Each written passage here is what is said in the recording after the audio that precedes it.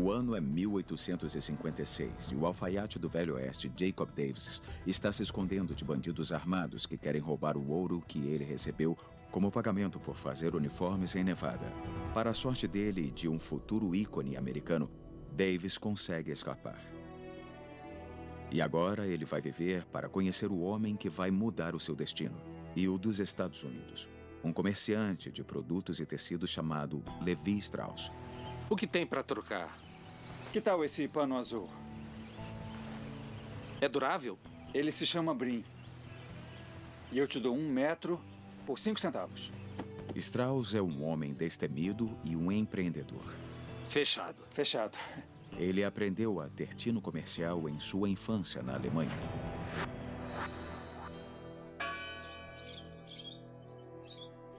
Nascido em 26 de fevereiro de 1829, Strauss é o caçula de 7 filhos. Seus pais o chamaram de Loeb. Seu pai vende tecidos para viver, mas a renda da família é limitada, pois eles são judeus e por isso são discriminados pelas leis alemãs. Eles tinham restrições quanto a imóveis, casamento e até trabalho. Então muitos estavam saindo do país em busca de oportunidades. Em 1845, quando Loeb tinha 16 anos, seu pai morre de tuberculose. Seus 2 irmãos mais velhos vão para Nova York, onde há mais liberdade e oportunidades. Eles abrem uma loja de tecidos e 2 anos mais tarde, Loeb, junto com sua mãe e suas irmãs, atravessam o Atlântico para se juntar a eles.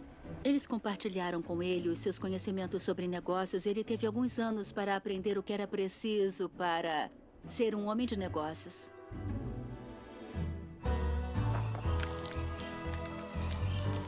Então, em 1848, o ouro é descoberto na Califórnia e começa a corrida pela riqueza. Todo mundo soube da corrida do ouro na Califórnia e o mistério que envolvia o Oeste e a fantasia de enriquecer. Todos acreditavam que expandir para o Oeste era o destino dos Estados Unidos. Strike has drawn many amateur prospectors to the scene.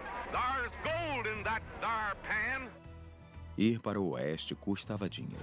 Loeb Strauss demora 5 anos para conseguir economizar dinheiro suficiente para se mudar para São Francisco, a meca dos garimpeiros. Naquele mesmo ano, com 24 anos, ele consegue a cidadania americana e muda seu nome para algo mais americanizado, Levi. Levi Strauss. Ele chega a São Francisco, mas em vez de ir atrás do ouro, ele abre uma franquia da loja de tecidos dos seus irmãos. São Francisco já tinha 34 lojas de tecidos. Mas no remoto oeste, a maioria delas tinha pouca mercadoria. Levi tinha uma vantagem crucial, um fornecimento direto de produtos da loja de seus irmãos em Nova York. Logo após a chegada dele, seus irmãos mandaram uma caravela cheia de mercadorias. Ele conseguiu se estabelecer bem rápido. Seu negócio prosperou vendendo suprimentos e roupas para os mineradores na cidade em crescimento à beira da Bahia. Uma das coisas que ele costumava vender eram rolos de tecido. Entre os tecidos que vendia estava um conhecido como duck cotton, um tecido popular e resistente à água. Ele pretendia usá-lo para construir tendas para abrigar os garimpeiros. Mas ele logo descobre que já existem tendas demais na Califórnia. O que eles não têm são calças duráveis para trabalhar. Então Strauss pega o tecido das tendas e o usa para fazer calças. Elas fazem um sucesso imediato entre os mineradores. As vendas crescem e Strauss investe seus lucros em expandir os negócios. O que os mineradores mais precisavam, além de tendas, era de roupas, particularmente calças, porque eles estavam sempre de joelhos, calças que fossem resistentes. Então, em 1872, o sucesso de Strauss atrai uma proposta de Jacob Davis, o alfaiate que Strauss conhecera durante a Corrida do Ouro, que desde então abriu uma loja na cidade próxima de Reno, em Nevada. Davis ainda compra tecidos de Strauss para fazer suas próprias calças. Uma cliente foi até ele reclamar que as calças de seu marido viviam rasgando e que ela estava cansada de remendá-las. Ela queria calças mais resistentes. E isso deu a Davis uma ideia: reforçar as partes fracas da calça com rebites de cobre. Ele os colocava no interior das calças, perto dos pontos mais sensíveis. Ele teve esse palpite de que se fizesse isso, elas iriam se tornar bem mais duráveis. O marido aparece com as calças novas em Reno, E em pouco tempo, Jacob não consegue dar conta da demanda de calças com rebites. Elas eram populares e ele recebia muitos pedidos. Eram tantos que ele não conseguia dar conta. Então ele decidiu escrever para o seu fornecedor de longa data, Levi Strauss, em São Francisco. Davis sabe que sua ideia é valiosa, mas ele não tem dinheiro para patenteá-la. Ele sabia que não ia conseguir fazer aquilo sozinho. Ele era limitado e não conseguiria produzir em grande escala. Para a inovação de Davis crescer, ele precisa da ajuda de Strauss. Strauss já tem um negócio de sucesso, e se ele correr um risco gigante se associando a alguém diferente de seus irmãos, seu negócio pode não sobreviver, e talvez uma revolução da moda nunca chegue a varrer o Ocidente. O ano é 1872, 24 anos após o início da Corrida do Ouro na Califórnia. E Levi Strauss é abordado com uma proposta de negócio incomum. Jacob Davis, um alfaiate de Nevada, precisa dele para investir em uma nova forma de produzir calças de trabalho, utilizando rebites de cobre nos bolsos e pontos sensíveis para que ela resista por mais tempo. Mas reforçar calças com rebites parece estranho para Strauss, e ele está cético. Com todo respeito, Jacob, eu estou muito bem vendendo minhas mercadorias. Se eu entrar num negócio com você, vou dividir meus lucros. Estou falando de produção em massa e oferecendo parceria total. Se você pagar pela patente. Mais o custo do tecido. Mais o tecido. Mais a mão de obra. A qualidade é boa. Por isso eu te procurei. Você entende disso. Produzir um novo par de calças realmente era assumir um grande risco. Eles ainda teriam que dispor de alguns recursos e cuidar da logística da produção. Se entrarmos no negócio juntos, você pode garantir o controle de qualidade e supervisionar a produção? Isso requer que eu me mude para São Francisco. Mês que vem é cedo? Jacob, acho que chegamos a um acordo. Uma vez que as calças com rebites começam a ser produzidas, Strauss inova usando um outro tecido, em vez da lona dura e desconfortável. Um tecido de algodão entrançado que se originou na cidade francesa de Nimes. Ele é conhecido como serge de Nimes, ou brim. Ele é tão resistente quanto a lona, mas é mais confortável e amacia com desgaste. Enquanto a lona é tipicamente marrom, o brim é azul, porque os corantes azuis escondem melhor as manchas. O que fez o produto de Strauss e Davis se destacar da concorrência foram as costuras rebitadas à prova de rasgos. A Levi's é o que é hoje por causa do rebite. Strauss investe o dinheiro na patente. O Sr. Strauss patenteou os rebites de cobre e realmente impediu as outras pessoas de usarem a mesma tecnologia. O design não tinha nada a ver com estilo, tinha a ver com resistência e durabilidade. Era sobre a essência de algo que as pessoas tinham que contar para o seu sustento. Vez há uma corrida de garimpeiros, mas desta vez eles não procuram por ouro. Eles querem essas calças resistentes de brim com rebites de cobre. Em 4 anos, Levi Strauss vale $4 milhões, o equivalente a 91 milhões de dólares hoje. As calças se tornam tão populares que logo apareceram imitações. Em 1874, um ano após conseguirem a patente, Strauss abre o primeiro de muitos processos contra seus competidores. Mas existe outro problema. A patente dos rebites vai expirar em 1890.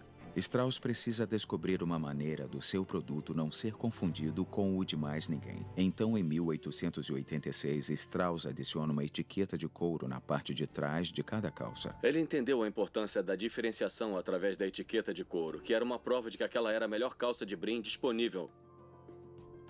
Em 1890, quando a patente expirou, Levi era o líder do mercado na Califórnia. Esse foi o ano em que números de lotes foram introduzidos e 501 era usado para identificar a famosa calça com rebites de cobre. A Levi's se torna uma empresa grande e Strauss precisa pensar a longo prazo. Ele convidou seus 4 sobrinhos para entrarem no negócio e em 1890, no mesmo ano em que a patente expirou, eles aderiram ao negócio. Em 1901, a marca Levi's já está famosa por sua durabilidade. E sua popularidade se estende por todas as regiões industriais no boom da economia americana. Trabalhadores de estradas de ferro e da construção civil que iam para a Califórnia as usavam. Elas eram vendidas por todo o oeste a agricultores e pecuaristas. Mas no início do século XX, a empresa sofreu duas grandes perdas. Em 1902, Levi Strauss morre com 73 anos. E então, apenas 4 anos depois de sua morte, a sede da empresa em São Francisco desaba literalmente. E o futuro da peça de roupa mais popular do mundo está em ruínas. Em 18 de abril de 1906, São Francisco é atingida pelo terremoto mais mortal de toda a história americana. O fogo durou dias e 3.000 pessoas morreram. O terremoto de 8,1 na escala Richter reduziu a cidade a ruínas. De 400.000 pessoas, 250.000 ficaram desabrigadas. O terremoto gerou um prejuízo equivalente a 13 bilhões de dólares nos dias de hoje. E no meio da devastação está a companhia Levi Strauss.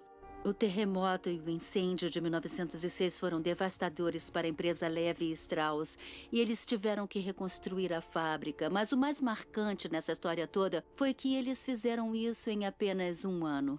A enorme popularidade de suas calças ajudaram muito na recuperação rápida, mas agora não são só usadas por mineradores, mas também por fazendeiros e cowboys. O mercado cresce rapidamente na Califórnia. As calças jeans são então associadas a homens a cavalo. Eu acho que, para termos noção de onde veio, essa coisa deslocada do jeans, temos que levar em conta a imagem que o Velho Oeste passava. A essa altura, o Oeste americano já está estabelecido, e é aí que a popular mitologia do Velho Oeste ganha destaque. Ela começa com os shows de Buffalo Bill sobre o Oeste selvagem, que leva para o leste. Os moradores da cidade grande conhecem o cowboy que usava a calça de brim. Os cowboys usavam calças de brim e eram pessoas mais descoladas da época. Conforme a história do Velho Oeste vai se tornando lendária, o brim se torna uma parte essencial dessa imagem icônica. Os cowboys e suas calças de brim resistentes simbolizam a liberdade e a autossuficiência do Oeste americano. Já nos anos 20, Hollywood está ganhando dinheiro usando a imagem do cowboy como um herói nacional. Os filmes transformam o Velho Oeste em um mito e seus heróis usavam calças de brim. As pessoas associavam o brim aos cowboys famosos e na década de 1930, Gene Autry criou a fórmula do cowboy cantor. O brim também foi usado durante a Grande Depressão por trabalhadores de fábricas. E para os milhões de desempregados, elas eram populares, pois eram baratas e duráveis. Em 1940, o brim vai para a guerra, porque muitos fabricantes eram os mesmos que forneciam os uniformes do exército. Quando os soldados não estavam de uniforme, o uniforme não oficial era a calça leves e uma camiseta branca. Foi a primeira vez que a maioria dos europeus pôde ver essa moda exclusivamente americana. Lá, a popularidade dos soldados americanos e o fascínio europeu pelo Velho Oeste fizeram do brim um tipo de símbolo internacional do espírito independente americano. Macacões de brim também viraram uma marca do movimento feminista e eram usados por sua heroína em tempos de guerra, Rose a Arrebitadeira. Mas a reputação das calças de brim sofre uma reviravolta dramática na década de 50, com o anti-herói interpretado por Marlon Brando em O Selvagem e o rebelde de James Dean em Juventude Transviada. This is all going too fast for me. You better give me something. You better give me something fast. A imagem das jardineiras, como eram chamadas, evoluiu de um símbolo de independência para um ícone de rebeldia para um novo mercado: o adolescente americano. Elas eram a vestimenta dos jovens, um símbolo muito forte associado à rebeldia. Os bebês nascidos no pós-guerra são um segmento que cresce mais rápido na população, e as calças de brim se tornam a sua escolha de moda. Ninguém sabe o porquê, mas foi por volta desse período que os adolescentes começaram a chamar as calças de jeans. Foi só a partir de 1960 que os adolescentes começaram a usar o termo jeans ou blue jeans. Na época do Festival de Woodstock, em agosto de 1969, o jeans era a unanimidade entre os jovens. O que mais usaria no meio daquela lama em Woodstock? Era o que todos usavam. 93,68% das pessoas em Woodstock estavam usando calça leves. Se não estivessem de jeans, provavelmente estavam peladas. A população do brim azul não ficou limitada à produção de roupas, mas também começou a fazer de tudo, desde jaquetas, saias, chapéus e bandanas. Era a comercialização do estilo. Em 1970, a cultura dos hippies se torna popular e, logo, a contracultura encontra a cultura dos computadores, quando uma nova geração de empreendedores de tecnologia começa a competir com a IBM e com outras empresas americanas. A Levi's não era só uma marca de garimpeiros de ouro, cowboys, soldados, do James Dean, do rock and roll. Agora ela faz parte do guarda-roupa dos empresários do futuro. O jeans sai do setor industrial e entra no ambiente corporativo. Elas são a definição da roupa casual americana. O jeans quebra todas as barreiras: idade, gênero, renda, estilo pessoal, de jogadores de futebol famosos a fashionistas. Até presidentes participaram do fenômeno. Jimmy Carter usou jeans para reforçar sua imagem populista e Ronald Reagan o usou para formar a sua imagem de californiano durão. Se você era um candidato à eleição, usar jeans era a forma mais simples de dizer que você era homem do povo. No entanto, a influência do jeans irá crescer e se tornar o figurino com maior influência política do mundo. No final dos anos 80, o jeans é uma roupa padrão, democratizando o ambiente de trabalho e até mesmo a política nacional. O jeans é uma expressão dos valores americanos e da liberdade americana que transcende a simples compra e venda de um produto. O jeans agora é a vestimenta mais democrática do século XX. De presidentes a roqueiros, a modelos, até funcionários de escritórios nas cestas casuais. O jeans é o último grito da moda no mundo inteiro. É democrático, é acessível a todos. Esse é o nosso uniforme do progresso. O conceito se torna global e logo se torna uma força a ser combatida nas sociedades menos democráticas do mundo. Nos fins dos anos 70, 80 e começo dos 90, não importava onde estivesse o mundo. Mesmo atrás da cortina de ferro, mesmo na China comunista, marcas clássicas americanas se tornaram símbolo da liberdade e se tornaram o símbolo da democracia e do mundo livre.